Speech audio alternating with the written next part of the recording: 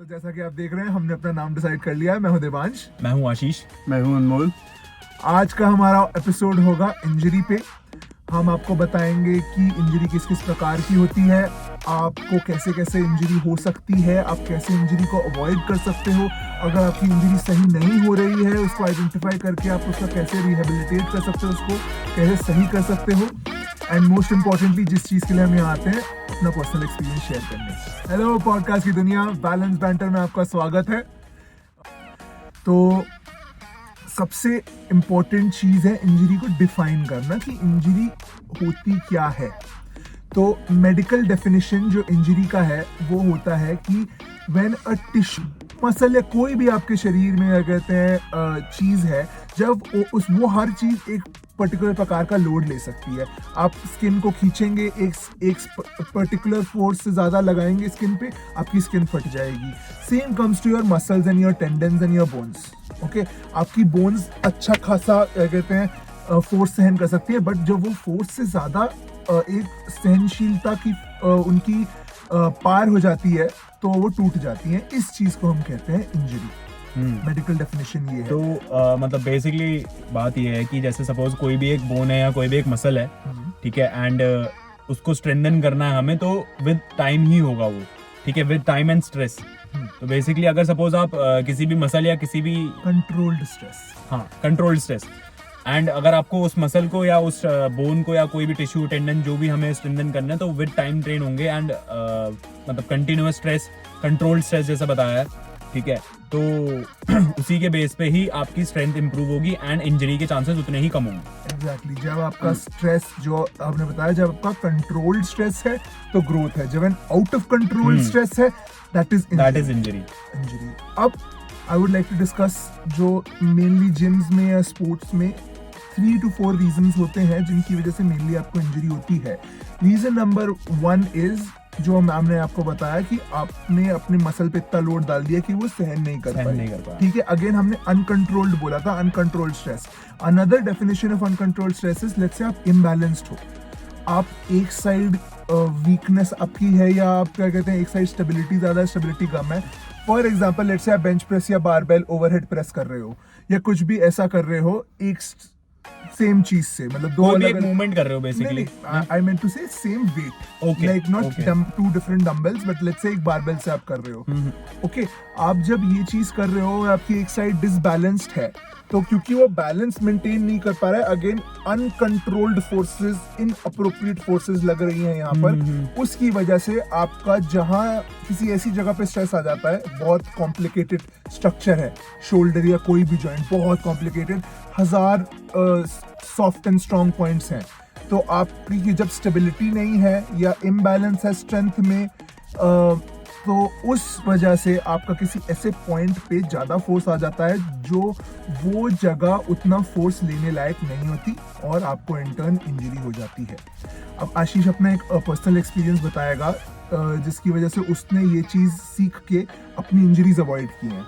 तो like Devansh said, तो randomly एक दिन मैं और देवांश साथ में स्क्वाट्स ट्रेन कर रहे थे, तो Devansh came up and said कि आज हम स्टेबिलिटी और मोबिलिटी पे मतलब काम करेंगे। तो रैंडमली हमने करा एंड एक ही session and the same day में ही हमने इतना इम्प्रूवमेंट ऑब्जर्व किया कि मेरी स्ट्रेंथ, मेरी फॉर्म, मेरी डेप्थ, सारी चीज़ें स्क्वाट में, मतलब जो भी मेजरली मतलब मायने रखती हैं स्क्वाट में, तो सारी चीज़ें इंप्रूव हो गई थी। एंड मतलब द पॉइंट बीइंग कि जब ये सिर्फ स्टेबिलिटी एंड मोबिलिटी पे काम करके आप तीनों चीज़ें ही एक सिंगल डे पे या सिंगल सेशन में, if you are doing it a correct way, अगर आप अच्छे से कर रहे हो उसको एंड किसी के अंडर प्रैक्टिस कर रहे हो, किसी से पूछ रहे हो, and you know the perfect form for every stretching and mobility, तो you can overcome that injury as well. Imbalances जैसे बात कर रहे थे हम, तो इम्बैलेंसेस को भी हम स्ट्रेचिंग और मोबिलिटी से चेंज कर सकते हैं, इंप्रूव कर सकते हैं एंड उसको ओवरकम कर सकते हैं within a specific time. So तो यही बात आती है कि जैसे इसने बोला कि एक ही सेशन में ना हमने स्टेबिलिटी और मोबिलिटी पे फोकस करके हमने अपनी स्ट्रेंथ इतनी इंप्रूव कर ली, तो अगर इंजरी एक टाइप की वीकनेस ही है, हम्म। तो अगर आप अपनी स्ट्रेंथ से अपनी स्ट्रेंथ इंप्रूव भी कर सकते हो, अपनी स्टेबिलिटी और मोबिलिटी को इंक्रीज करके, और आप उससे अपनी इंजरी भी सही कर सकते हो। क्योंकि मोस्टली लोगों को जिम में इंजरी इसी वजह से होती है, इम्बैलेंसेस की वजह से। जिम की अगर हम बात करें, स्पोर्ट्स का डिफरेंट एक सीन हो जाता है, बिकॉज स्पोर्ट्स में जैसे कॉन्टैक्ट स्पोर्ट्स है, बॉक्सिंग वगैरह, तो आप मार खा रहे हो या फिर आपका कहते हैं डिफरेंट प्रकार की फोर्सेस लग रही हैं। उन चीज़ों में भी क्या कहते हैं, एक रिसर्च हुई थी अमेरिकन फुटबॉल प्लेयर्स पे, और किसी को पता नहीं है अमेरिकन फुटबॉल क्या है ना, तो वो प्लीज़ गूगल सर्च करके देखें। बहुत ही ब्रूटल स्पोर्ट है। इतनी पैडिंग और इतनी ज़्यादा प्रोटेक्शन पहनने के बावजूद भी उनको इतनी खतरनाक इंजरीज होती हैं, स्पाइन्स क्रश हो जाती हैं एंड ऑल ऑफ दैट। तो एक यूनिवर्सिटी ऑफ फ्लोरिडा में, I think if I am not wrong, Miami university something, a floridean American university south America में, सदर्न पार्ट ऑफ अमेरिका में, एक रिसर्च हुई थी अमेरिकन फुटबॉल प्लेयर्स पे, कि जिन अमेरिकन फुटबॉल प्लेयर्स ने ऑफ सीजन में अपनी स्टेबिलिटी और मोबिलिटी पे ज़्यादा फोकस किया था, अपने शरीर को बैलेंस लाने में, उनका इंजरी का रेट बाकी प्लेयर्स के कंपैरिजन में बहुत ही कम था, और वो ज़्यादा बढ़िया उन्होंने परफॉर्म किया और ज़्यादा बढ़िया से उनकी टीम्स जीती। तो जस्ट इमेजिन कितना ज़्यादा इम्पोर्टेंट ये चीज़ तो है। मतलब बेसिकली आप मतलब देवांश पॉइंट ये रख रहे हैं कि if you want to overcome that injury, और अगर आपको इंजरी नहीं भी है तो आप उसको अवॉइड कर सकते हो जस्ट मतलब by just practising the stability and mobility and stretches basically. मतलब आप स्पेसिफिक एक मूवमेंट को ही ट्राई कर सकते हैं, जैसे कोई भी डेडलिफ्ट कर रहा है तो डेडलिफ्ट के लिए भी एक अलग स्पेसिफिक स्ट्रेचिंग होगी, स्क्वाट के लिए अलग होगी, एंड बेंच के लिए भी वही होगी, ठीक है। इनफैक्ट आर्म रेसलिंग भी आज की डेट में अगर हम कर रहे हैं तो हम आर्म रेसलिंग से पहले भी जो वार्म अप करते हैं उसमें भी बेसिक स्ट्रेचेस रखते हैं, कि ताकि इंजरी के चांसेस लीस्ट हो जाएं, बिल्कुल जीरो, क्योंकि that will obviously lead to failure. And arm wrestling एक बहुत ना इंजरी प्रोन स्पोर्ट है, तो वहाँ पर आपको इंजरी होनी है आज ना कल। तो अगर उसमें आप अपना फॉर्म सही रखेंगे, आपका स्टेबिलिटी सही होगी हर जॉइंट की, and you are more aware of it, तो आपके इंजरी के चांसेस कम होंगे। बहुत कम। एक और चीज़ होती है, इंजरी आपको कहीं एक्चुअली टिश्यू में डैमेज हुआ है ना, वो टिश्यू आपका सही तब होगा जब वहाँ पर ब्लड फ्लो जाएगा। ब्लड फ्लो तब जाएगा जब क्या कहते हैं आप ट्रेन करना छोड़ोगे नहीं, आपका ट्रेनिंग रेगुलरली चलती रहेगी। तो उस पर मैं अनमोल पे हैंड ओवर करना चाहूँगा। अनमोल आपको बताएगा कि इंजरी के साथ कैसे अनमोल ने ट्रेन किया। अनमोल का बाइसेप टेयर हुआ था, और आपको अपना लोड मैनेज कैसे करना है वीकली, और प्रोग्रामिंग कैसे करनी है कि आपको इंजरी होने के चांसेस और कम हो जाएं। अनमोल? यार मेरा बाइसेप टेयर प्रॉपर तो नहीं हुआ था, बट थोड़ा ऐसे पार्शियल वगैरह तो था। हाँ, एक्चुअली हुआ क्या था कि मैंने पहली बार आर्म रेसलिंग ट्राई करी थी, एंड जैसे बताया आशीष भाई ने कि बड़ा इंजरी प्रोन स्पोर्ट है, तो फिर मैंने भी आर्म रेसलिंग ट्राई करी, एंड मेरा थोड़ा सा टेयर हुआ। तो उसके बाद इनिशियली तो पेनफुल ये सब रहा, बट हाँ ऑब्वियसली मेरा मेन स्पोर्ट स्ट्रॉन्गमैन है और उसमें भी बाइसेप की इन्वॉल्वमेंट है, तो ठीक तो करना ही करना है। तो फिर आई स्टार्टेड कि भाई चलो, पहले दिन तो रेस्ट करा, दूसरे दिन जिम गए, थोड़ा स्टार्ट करा, पहले फील करा, एनालाइज करा कि हाँ भाई कितना रेंज ऑफ मोशन कर सकते हैं, कितना नहीं कर सकते हैं। क्योंकि इनिशियली वहाँ से ही स्टार्ट करोगे ना, उसको थोड़ा थोड़ा पुश करना शुरू करते हो। स्टार्ट विद 2.5 डंबल भाई आपका बेसिक हो गया, फिर 5, फिर 7.5 ऐसे से।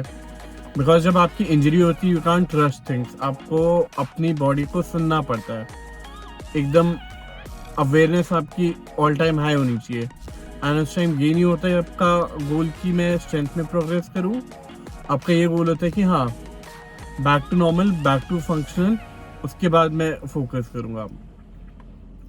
तो ये तो हो गई थोड़ी मेरी स्टोरी। बाकी मेरी एक अप्रोच है इंजरी को अवॉइड करने की। मार्कवेल की एक कोट है, the best way to deal with injury is avoid them, which is true. तो मेरी 2 अप्रोचेज है जो मैं काफ़ी रिकमेंड करता हूँ। First is management of load, management of your volume. आप कितनी वॉल्यूम कर रहे हो, and once you exceed your capacity then you get more prone to injury. And आप जितना पुश करते रहोगे आपको इंजरी होने के चांसेस उतने ही बढ़ते हैं। I would like to interject over here कि वॉल्यूम एक्चुअली क्या होती है। वॉल्यूम होता है weight into your number of sets into your number of reps, ये एक होता है वॉल्यूम। तो अगर आप 10 किलो के 10 रेप के 5 सेट मार रहे हैं तो आपका वॉल्यूम हो गया 500। ओके, तो जो वॉल्यूम मैनेजमेंट अनमोल कह रहा है कि आप अपना ट्रैक करो कि आप कितना वेट कितने रेप्स के लिए कितने सेट्स के लिए उठा रहे हो और उसको कम ज़्यादा करो, लोड मैनेज करो। क्योंकि अगर आप बहुत ज़्यादा सोर हो और अगर हमने बात बोली है कि आपका जहाँ इंजरी हुई है वहाँ पर ब्लड पहुँचाना बहुत ज़रूरी है, ओके, वो एक बहुत इंपॉर्टेंट पार्ट है रिकवरी का इंजरी से। तो उसके लिए लेकिन आप अगर आपकी कैपेसिटी 50 किलो की है, 1 रेप मैक्स है, 50 किलो ही उठा के तो वो उस प्रकार का ब्लड फ्लो नहीं होगा और आपको उल्टा इंजरी और ख़राब हो जाएगी। तो अपना लोड मैनेज करो, 50 किलो आपका 1 रेप मैक्स है, आप 10 किलो उठाओ और जितने रेप्स के लिए उठा सकते हो उतने रेप्स के लिए उठाओ। एंड एक पॉइंट पे तो शायद मतलब हर एक इंडिविजुअल को अगर कोई एक्सपीरियंस है, मतलब तो एक बिगिनर लेवल तो नहीं बोलूंगा मैं, बट एक इंटरमीडिएट लेवल का जो बंदा होता है वो अपना मतलब इंजरी या रिकवरी पहचान लेता है खुद ही कि सपोज वो ये चीज़ करेगा तो उसको हेल्प मिलेगी इंजरी को रिकवर करने में। तो जैसे मेरा पॉइंट है कि जैसे अगर सपोज मेरे को कोई आर्म में प्रॉब्लम होती है या फोर आर्म में, मैं majorly four arm, wrist, fingers वगैरह बहुत ट्रेन करता हूँ आर्म रेसलिंग के लिए। तो उसमें मेरा जो पॉइंट है, जो मेरे को खुद पर्सनल मेरा एक्सपीरियंस है कि लाइक सपोज मैं कोई भी 2.5 किलो का डंबल या 5 किलो का डंबल या फिर सबसे कम डंबल जो है तुम्हारे जिम में, उससे अगर मैं रेप्स मारूंगा, जैसे अनमोल ने बोला, देवांश ने बोला कि जितना ज़्यादा वहाँ पे ब्लड फ्लो बढ़ेगा उतनी ज़्यादा चांसेस बढ़ेंगे कि भाई इंजरी आपकी रिकवर हो जाएगी जल्दी। एंड मेरा जो पर्सनल एक्सपीरियंस है इस चीज़ को लेके बहुत वो है, ये बहुत ही इफेक्टिव है एंड मेरे को बहुत हेल्प मिलती है इस चीज़ से, मतलब maximum rep with lesser weight. अब इसमें ना एक और बहुत इंपॉर्टेंट पॉइंट है, आज सुबह ही मैं आशीष से बात कर रहा था इस बारे में। आपका ना अब एक होता है इंजरी को रिकग्नाइज करना। आप कैसे अपनी इंजरी रिकग्नाइज करोगे कि सिवियर इंजरी है या ये बेकार इंजरी है? तो आशीष ने सुबह सुबह मुझे एक पॉइंट बोला था कि एक सर्टेन टाइम के बाद ना आदमी रिकग्नाइज कर जाता है कि मैं कितनी एक्सरसाइज से कितने टाइम में रिकवर करता हूँ। जैसे कि मैं पर्सनली, मुझे आर्म रेसलिंग से रिकवर करने में 2 हफ्ते लग जाते हैं। अगर प्रॉपर आर्म रेसलिंग का सेशन हो, 2-3 घंटे हम ढंग से कर रहे हैं, मुझे 2 हफ्ते तक लग सकते हैं उस चीज़ से रिकवर करने में। लेकिन अगर कुछ इंजरी, पॉप या ऐसी चीज़ है जो 2 हफ्ते में भी सही नहीं हो रहा है मेरा, दैट मीन्स अभी मुझे इसका कुछ एक्स्ट्रा इंटरवेंशन करना पड़ेगा। या तो खुद से क्या कहते हैं अपना बैलेंसिंग करने का देखना पड़ेगा, या फिर अगर बहुत ही ज़्यादा हो रहा है तो मैं जाके किसी फिजियोथेरेपिस्ट को दिखाऊंगा या डॉक्टर के पास जाऊंगा। एक और बहुत इंपॉर्टेंट पॉइंट है कि आपका ना रिकवरी का पाथ चेंज हो जाता है सिर्फ एक क्वेश्चन पूछ के। वो एक क्वेश्चन ये है कि क्या जो आपको इंजरी हो रखी है वो सिर्फ आपको एक स्पेसिफिक मूवमेंट करने पे हो रही है या आप एट ऑल टाइम्स दर्द में हो।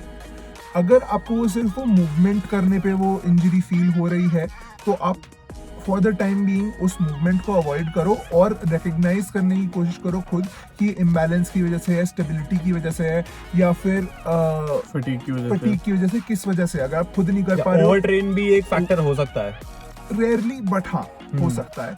और अगर आप खुद रिकग्नाइज नहीं कर पा रहे हो, एक किसी बढ़िया स्पोर्ट्स फिजियोथेरेपिस्ट के पास जाइए जो आपके जैसे क्लाइंट्स में स्पेशलाइज करता है। जैसे कि हम जिन फिजियोथेरेपिस्ट के पास जाते हैं वो पावर लिफ्टर्स, आर्म रेसलर्स और बेसिकली जिम रिलेटेड इंजरीज में वो स्पेशलाइज करते हैं। तो मैंने मेडिकल साइंसेस पढ़ी है, बट मैं भी कभी कभी वो पॉइंट्स नहीं देख पाता जो वो देखते हैं, बिकॉज उनको उस चीज में एक्सपीरियंस है। आप किसी ऐसे आदमी के पास जाइए। अगर आपको कांस्टेंट पेन हो रहा है तो आप इमीडिएटली उस आदमी के पास जाइए, फिजियोथेरेपिस्ट के पास। इमीडिएटली बहुत ज्यादा पेन हो रहा है, may be you need to take pain killers to function normally, तो आप मे बी इवन सर्जन को दिखाइए, पहले फिजियोथेरेपिस्ट को दिखाइए, अपने क्या कहते हैं डायग्नोसिस कराइए, MRI वगैरह और बहुत फिजिकल टेस्ट होते हैं, एकदम MRI पे भी जाने की जरूरत नहीं है, माय बैड, बट चेक कराइए और देखिए, बिकॉज इंटरवेंशन करना बहुत जरूरी है। जिम की इंजरी जिम में ही सही होती है, या तो वो जिम की इंजरी जिम में सही होती है या वो ऑपरेशन टेबल पे सही होती है। एक्चुअली होता क्या है कि काफी लोग ना बड़ा अवॉइड करते हैं, एटलीस्ट मैंने तो ये देखा है कि अवॉइड करते हैं कि कई बार अचानक से इंजरी हो जाती है, हाँ उसमें कुछ कर नहीं सकते, बट कई बार क्या होता है कि आपको अंदर से ही फील आ रही होती है कि चलो आज मेरा रिस्ट में पेन हो रहा है, जब मैं लास्ट बेंच करा था तब भी पेन हो रहा है, मेरे नेक्स्ट बेंच सेशन में भी मेरे रिस्ट में पेन हो रहा है, या आप शोल्डर में भी कह सकते हो सेम चीज़। अगर आपको हो रहा है 3-4 बार कंसेक्यूटिव, तो फिर आप उसके अंदर देखो, रादर दैन के अवॉइड करो, रादर की मैंने रिस्ट आप पहन लिया, रादर की चलो थोड़ा ही शोल्डर पेन है, टफन अप हो जाऊं, आप उसको देखो कि किस रीज़न से मेरा शोल्डर पेन हो रहा है, किस रीज़न से मेरा रिस्ट पेन हो रहा है, टक टक की आवाज़ बहुत ज़्यादा आ रही है, या आपको ऑनेस्टली ऑफ लग रहा है। अगर आपने बिना शोल्डर पेन के बेंच करा और शोल्डर पेन के साथ बेंच करा, आपको डिफरेंस मालूम है, तो आप उसको देखो, रादर दैन कि आप वेट करो कि जब होगा मतलब तब माइनर से मेजर बन जाएगा तो हाँ उसका जी। वेट नहीं करना है बेसिकली। अनमोल ने एक बहुत अमेजिंग पॉइंट दिया। Anmol, would you like to continue or should I? You please proceed. हाँ, सो अनमोल ने बहुत अमेजिंग पॉइंट दिया कि लोग ऐसे सोचते हैं कि अरे मैं तो मर दूं, कहते हैं थोड़ा सा दर्द तो मैं सहन कर ही लूंगा, तो क्या हो रहा है, क्या कहते हैं आज तो फिर से मारेंगे, एकदम मैक्स आउट करेंगे और ज्यादा मारेंगे। और ज्यादा मारेंगे, मैं मर दूं, मत को दर्द नहीं होता। फिर लोग डेविड गॉगिंस बनना चाहते हैं, I will carry the fucking boats, who's gonna carry the logs? But You know me son. you don't know me son. But the thing is कि आप ना टफन अप होने के चक्कर में ना सबके दर्द की एक लिमिटेशन होती है। वो आदमी सील ट्रेनिंग, आर्मी ट्रेनिंग से गया है, उनके दिमाग से ना वो दर्द निकाल दिया गया होता है। आप बिना आर्मी ट्रेनिंग करे डेविड गॉगिंस नहीं बन सकते हो, ओके? और डेविड गॉगिंस के ऐसे नहीं, कंपेटिटर्स भी हैं और लोग हैं जो डेविड गॉगिंस जितना ही परफॉर्म करते हैं, वो डेविड गॉगिंस जितने फेमस नहीं है, बट वो डेविड गॉगिंस जितना ही परफॉर्म करते हैं, बट उनको कोई दर्द नहीं है। आप डेविड गॉगिंस की मेंटालिटी नहीं ला सकते हो कुछ भी करके, मतलब उस लेवल की नहीं ला सकते हो। आप जितना पेन में रहोगे वो उतना आपका दिमाग को ट्रॉमेटाइज ही करेगा। Please fix your pain, then you can be David Goggins. David Goggins जैसे और बहुत लोग हैं जो डेविड गॉगिंस जितना ही परफॉर्म करते हैं, उसके जितना ही डिसिप्लिन है, but that doesn't necessarily mean they are in pain, okay? You don't need pain, okay? अब कुछ लोगों की मेंटालिटी होती है कि दर्द चाहिए ताकि वो बाकी दर्द भूल सके, ये चीज सही नहीं एंड है। एक पॉइंट मैं भी एक ऐड करना चाहता हूँ, एक रैंडमली आया। द पॉइंट इज कि सही लाइक सपोज कोई भी रैंडम बंदा, लाइक हम तीनों ट्रेन कर रहे हैं एंड वन ऑफ अस कहता है नेक्स्ट डे आके कि यार मैंने कल रात में ट्रेन किया था एंड आज मैं सोर नहीं हो रखा बिल्कुल, तो डज दैट मीन कि उसने सही ट्रेनिंग करी है? मतलब क्या मतलब है, क्या मतलब हो सकता है इस चीज देखो, का? Soreness according to research, I am sorry मैं रिसर्च याद नहीं रख पा रहा हूँ, एक माइक इजराइल करके डॉक्टर माइक इजराइल है, आप उनका पेज जाके देख सकते हैं, वो ये सोरनेस पे बहुत बात करते हैं, वो उन्होंने रिसर्च भी मेंशन कर रखी है। But according to doctor Mike Israel, soreness एक बहुत अच्छा इंडिकेटर हो सकता है कि आपने अपने आप को अच्छे प्रकार का स्टिमुलस दिया है कि नहीं है, कि आपकी उस प्रकार की ग्रोथ होगी कि नहीं। बट सोरनेस का मतलब ये भी नहीं है कि आपको सोरनेस अगर नहीं हो रही है तो आपने कोई गेन्स नहीं किए हैं या आपको हाइपरट्रोफी नहीं हो रही है, that is not the case. But अगर आपको सोरनेस हो रही है, सोरनेस के भी अगेन लेवल्स होते हैं, जो आप थ्रू ट्रेनिंग आप समझ जाओगे कि मैं कम सोर हूँ, ज्यादा सोर हूँ, क्या हूँ मैं बेसिकली। तो वो आप अंडरस्टैंड कर लो। अगर आप बहुत ही ज्यादा सोर हो, इट्स अ गुड थिंग कि आप वेट्स या उस चीज को ट्रेन ना करो, आप ब्लड फ्लो के लिए बस वॉकिंग वगैरह कर लो या कुछ कर लो, बिकॉज इट शोज कि आप हल्का सा मूवमेंट करोगे तो मूवमेंट आपकी सोरनेस हेल्प करेगा। तो बट अगर आपको लाइट सोरनेस है बहुत माइन्यूट सी, तो शायद आप नॉर्मली दोबारा ट्रेन कर सकते हो, वो आपको थ्रू टाइम रिकग्नाइज करना पड़ेगा। तो एक वो फैक्टर भी तो होता है ना कि सपोज लाइक अडेप्ट हो जाती है मसल, या फिर एक मसल ग्रुप अडेप्ट हो जाता है कि हाँ भाई हम इतने ही मैक्सिमम सो रहे हैं, हम इससे ज्यादा नहीं हो सकते। तो मतलब वो एक प्लेटू कहेंगे, क्या नहीं, मतलब प्लेटू सही होगा मेरे हिसाब से कि प्लेटू आ जाता है। तो how to deal with plateau, मतलब इस टॉपिक प्लेटू वाले टॉपिक पे I think Anmol can add a point. जैसे आशीष ने बोला, प्लेटू बेसिकली होता है आपका कि आप लंबे टाइम से एक ही जगह पे अटके हुए हो। अगर आप 10 किलो उठा रहे हो तो 10 किलो ही उठा रहे हो लंबे टाइम से। उसको ब्रेक करने के लिए मैंने जो अपने पर्सनली रिकग्नाइज करा है एक अप्रोच, वो होता है डीलोड लेना। अब डीलोड क्या है? डीलोड इज बेसिकली आप अपना लोड थोड़ा कम करो। जैसे अगर मैं वॉल्यूम कर लो, नहीं तो वॉल्यूम में भी आप गेम खेल सकते हो ना कि आपको वॉल्यूम में वेट कम करना है या रेप्स कम करना है। 10 किलो के है तो 10 into 10 आप करते हो, 10 किलो के 10 रेप और 10 सेट करते हो, तो फिर आप या तो 5 रेप कर लो या 5 सेट कर लो या 5 किलो कर लो, whatever suits you, you can obviously go with that approach। अब मेरा थोड़ा ट्रेनिंग एज थोड़ा ज़्यादा है तो फिर मुझे लोड ज़्यादा ही कम करना पड़ता है, काफ़ी ऑफन कम करना पड़ता है। तो मैंने अपने पर्सनली एक अप्रोच निकाली है, 3 week अप्रोच है।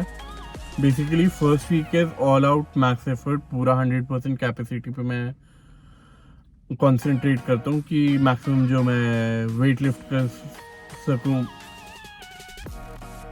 अपना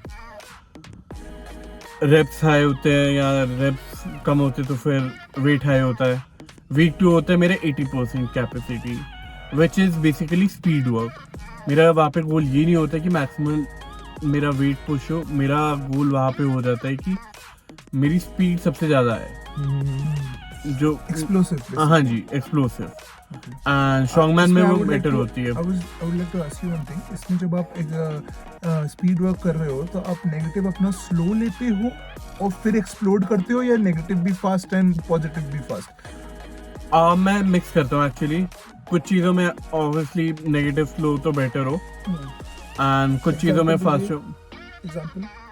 एग्जाम्पल के लिए यार, अगर मेरा स्ट्रॉन्गमैन पे ही मुझे वापस आना पड़ेगा, सॉरी, पर अगर कई बार क्या होता है कि डेडलिफ्ट फॉर रेप्स होता है, आप उसमें अगर कंट्रोल नेगेटिव ले रहे हो तो फिर आप अपना टाइम भी वेस्ट कर रहे हो, आप अपना बॉडी का भी वेस्ट कर रहे हो।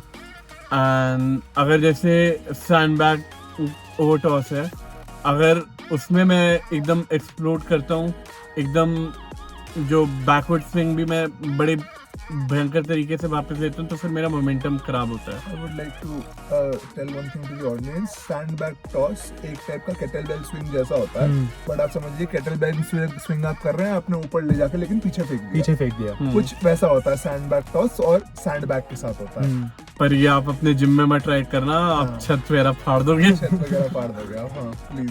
एंड वीक 3 होता है मेरा pure body building, 50% capacity, slow reps, एकदम कंट्रोल, माइंड मसल कनेक्शन।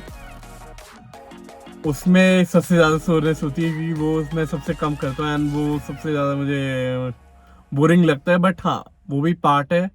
अगर आपको इंजरी अवॉइड करनी है, अगर आपको लंबा करना है, जितना लंबा आप खींच सको, अगर आपको कांस्टेंट प्रोग्रेस देखना है, तो फिर ये सब करना पड़ता है आपको। सो देवांश भाई, एक पॉइंट और था, दैट इज कि अगर किसी को इंजरी हो गई है ऑलरेडी, एंड मतलब इंजरी को काफी लंबे टाइम से देख रहा है, ठीक है, तो व्हाट आर दी मतलब what can be the diet, what can be the supplements which he can use during this injury, जो वो ठीक कर पाए, मतलब ठीक कर पाए वो उसको? ओके, एक ही ज़्यादा लोगों ने सुना नहीं होगा, बट पर्सनली मुझे सप्लीमेंट बहुत अच्छा लगता है। इसका नाम है calcium alpha ketoglutarate. It is very good for joints and bone health. एक आपका फिर chondroitin, glucosamine sulphate is very good. Glucosamine sulphate के सिवाय और भी कंपाउंड्स आते हैं। आई वुड ऑल्सो सजेस्ट कि सर्टेन रिसर्चेस हैव शोन कि आप मैग्नीशियम लेते हो। मैग्नीशियम के 3 कंपाउंड आते हैं। मेरे को पर्सनली लगता है कि आप तीनों चीज़ें लो, magnesium citrate, magnesium glycinate, and the third one I'm not remembering, but आप सर्च करोगे तो probably the third name वही है। We'll obviously add all these supplements, all these the rehabs in the description as well. description, और मैं ढूंढ के आपको Amazon के links भी डाल दूंगा उसमें नीचे। Okay, आप जो भी supplements for recovery and all of that। एक और चीज़ I would like to suggest is ये थोड़ा unconventional चीज़ है, but recovery में अगर क्या कहते हैं उसके साथ active rehab कर रहे हो, I suggest कि उसके साथ vasodilators लेने चाहिए, वो कि आपका L-arginine, आपका Vitamin D, not vitamin, हाँ vitamin D is also very important for recovery. Very good point, thank you Ashish. but vasodilators का जो मैं कह रहा था, आपका citrulline और आपका arginine, आई थिंक ये मेरा पर्सनल ओपिनियन है। मैंने इस पर पर्सनली कोई रिसर्च नहीं करी है, बट मुझे लगता है from the medical knowledge that I know कि ये चीज़ आप ऐड करेंगे, it will help your recovery. Okay, तो बिकॉज अगेन ब्लड फ्लो। एक और चीज़ जो मैं फाइनल प्लस वेन्स दिखेंगी। एक फाइनल में कंक्लूडिंग पॉइंट जाने से पहले कहना चाहता हूँ, आजकल cupping, certain sort of massages, needling, ये सब चीजें बहुत फेमस हो रही हैं, and I am not saying they don't work, they definitely do. हम तीनों ने कराई हैं, okay, but at the end of the day उनका पर्पस भी वही होता है कि जहां आपकी इंजरी हो रही है वहां पर ब्लड फ्लो क्रिएट करवाना। ओके, चाहे आप स्टेम सेल्स लो, चाहे आप कोई पेप्टाइड लो, बेसिक सबका फॉर्मूला यही है कि अगर आपको रिकवरी करवानी है, जहां पर इंजरी हुई है वहां पर ब्लड पहुंचाना है। वहां पर ब्लड पहुंचा तभी आपकी रिकवरी होगी। ये मैं कंक्लूडिंग पॉइंट देना चाहता हूँ। मेन थिंग फॉर रिकवरी और for injuries is blood flow. जहां इंजरी हुई है वहां आपका ब्लड फ्लो करवाना है। अगर वो पार्शियल टेयर हुआ है, अगर कंप्लीट डैमेज हुआ है तो सर्जरी। ये फाइनल कंक्लूडिंग पॉइंट है। अगर पार्शियल टेयर तो वो खुद रिकवर बॉडी कर सकती है, ब्लड फ्लो किसी भी तरीके से आप करवाओ, डजंट मैटर। अगर नहीं तो सर्जरी, उसको पहले जुड़वाओ फिर ब्लड फ्लो करवाओ। ओके, विद टाइम, मतलब प्रॉपर टाइम लो उस चीज को प्रॉपर रेस्ट दो, देन उसको एग्जीक्यूट करो। मतलब ऑल वी वांट इज, मतलब we are obviously here just to avoid, मतलब just to help you out कि आप इंजरी, हाँ, आप इंजरी अवॉइड करें, एंड आपका जो गोल है, लास्ट गोल जो है आपका, वो मिस ना हो just because of that injury. और आप बिना पेन के अपनी लाइफ जी सके। Thank you for watching today. Please like share and subscribe as usual. नीचे हम आपको प्रोडक्ट्स बता देंगे अगर आपको लेने हैं कुछ रिकवरी के लिए। All the links in the description and if you have any kind of injury आप डिस्कस करना चाहते हो तो you can also DM us at any times. We are here for you. Thank you. This has been Balanced Banter. See you next time. thank you